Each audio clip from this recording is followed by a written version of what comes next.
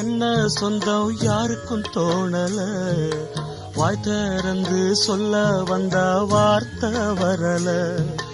வானவில்ல சின்ன புள்ள வளைக்க பாக்குது, ஆகாயத்தில் ஊஞ்சல் கட்ட ஆசைப்படுது. சீரகொன்னு முளைக்கும் முன்னே பறக்குது பட்டாம்பூச்சி, காமதேவன் ராஜாங்கத்தில் இது ஒரு கண்ணாமூச்சி. ஆத்துமேட்டில் எழுதி வச்சத அலை அடிச்சது அண்ணாச்சி. சம்சாரம் அது மின்சாரம், சம்சாரம் அது மின்சாரம்.